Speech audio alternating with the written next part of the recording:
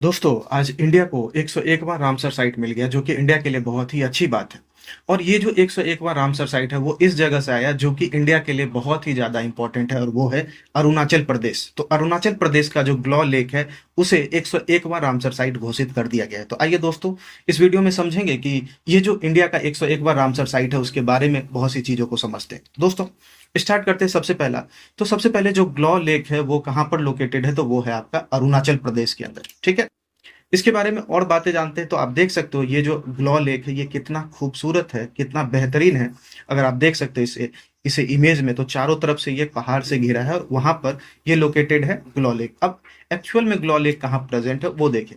तो इसके लोकेशन की बात करें, it is located with in Kamlang tiger reserve. Kamlang tiger reserve जो है उसी के अंदर ये लोकेटेड है। और किस डिस्ट्रिक्ट में है, तो लोहित डिस्ट्रिक्ट में, असम के अंदर जो लोहित डिस्ट्रिक्ट है अरुणाचल प्रदेश के अंदर लोहित डिस्ट्रिक्ट बहुत ज्यादा इंपॉर्टेंट है और उसी डिस्ट्रिक्ट के अंदर कामलांग टाइगर रिजर्व है और उसी में ये जो आपका ग्लॉ लेक है वो लोकेटेड है। तो आपने लोकेशन देखा। नेक्स्ट अगर इसके बारे में बात करें तो जैसा कि गवर्नमेंट वेबसाइट पे मेंशन्ड है, it is a pristine fresh water lake. यानी कि ये जो है फ्रेश वाटर लेक तो है ही, और प्रिस्टीन का मतलब होता है that is a natural inland body of non salty water. मतलब नेचुरल भी है, इनलैंड बॉडी है नॉन सॉल्टी वाटर का, यानी कि मीठे पानी का झील है। साथ ही it is a completely clean pure and untouched, यानी कि पूरे तरीका से ये क्लीन है, प्योर है और वहां पर ह्यूमन प्रेजेंस ना होने के कारण कोई भी पॉल्यूशन या कोई भी तरीके का आपको इम्प्योरिटी देखने को नहीं मिलेगा। बिल्कुल clean and pure. So that is the meaning of pristine यहाँ पर जो लिखा है।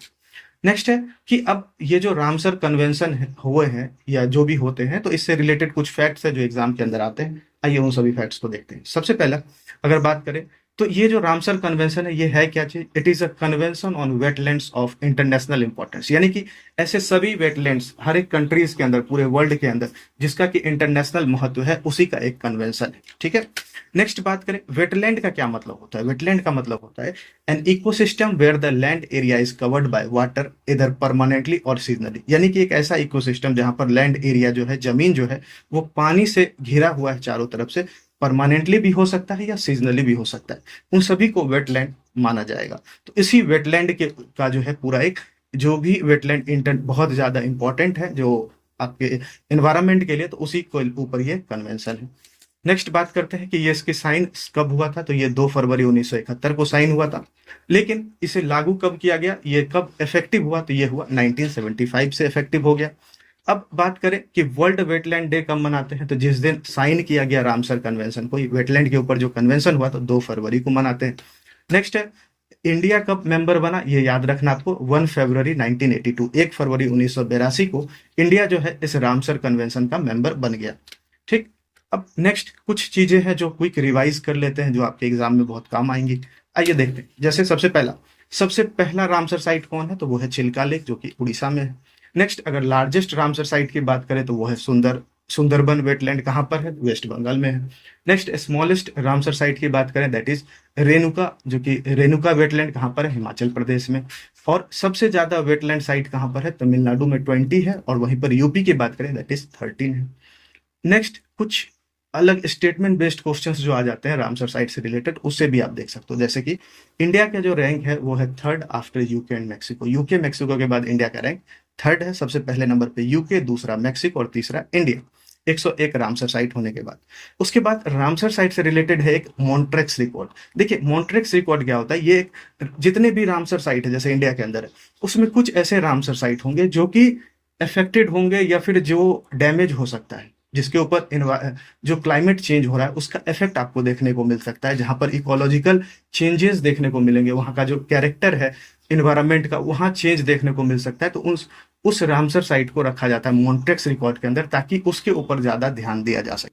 सो मॉन्ट्रेक्स रिकॉर्ड क्या है, रजिस्टर ऑफ रामसर साइट्स। ठीक है, चेंजेस इन इकोलॉजिकल कैरेक्टर, जहां पर कि चेंजेस हो चुके हैं, अकर्ड, आर अकरिंग और आर लाइकली टू अकर। या तो वहां का जो कैरेक्टर है, इकोलॉजिकल कैरेक्टर या क्लाइमेट कह सकते हो, वो या तो चेंज हो चुका है या चेंज हो रहा है या हो सकता है आने वाले समय में चेंज हो जाए। किस वजह से, टेक्नोलॉजिकल डेवलपमेंट, पोल्यूशन या फिर ह्यूमन इंटरफेरेंस के कारण।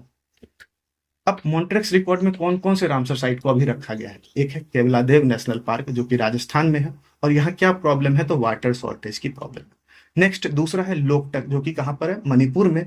और यहाँ पर जो डिग्रेडेशन देखने को मिल रहा है वो बैरेज सब बनाने के कारण यहाँ डिग्रेडेशन हो रहा था। इन दोनों को मॉन्ट्रिक्स रिकॉर्ड में भी रखा गया है। अब नेक्स्ट एक रूल्स बनाया गया है, wetland conservation and management rules, जो कि 2017 में बनाया गया था। तो आइए इससे देखते हैं कि ये जो रूल्स बनाया गया किसके तहत बनाया गया और क्या क्या चीजें हैं इसके अंतर्गत। ठीक, सबसे पहले इसके ये जो बनाया गया है, ये बनाया गया है अंडर इन्वायरमेंट प्रोटेक्शन एक्ट 1986 के तहत बनाया गया। ठीक है। नेक्स्ट बात करें कि ये जो वेटलैंड रूल्स है ये करता क्या है, तो ये मैनेजमेंट को डिसेंट्रलाइज करता है, यानी कि जो सेंट्रल लेवल पर चीजें हो रही है, सेंट्रल लेवल पर ही सारा वेटलैंड मैनेज किया जा रहा है। तो वो बोला गया कि आप थोड़ा स्टेट को भी इस चीज के लिए ऑटोनॉमी दो, उन्हें भी पावर दो कि वो भी वेटलैंड के कंजर्वेशन में पार्टिसिपेट करें। तो यहाँ पर जो मैनेजमेंट है उसे डिसेंट्रलाइज कर दिया गया, स्टेट वेटलैंड अथॉरिटीज बनाया गया। किसके तहत, वेटलैंड रूल्स 2017 जो है कंजर्वेशन एंड मैनेजमेंट वाले, उसके तहत बनाया गया। ठीक।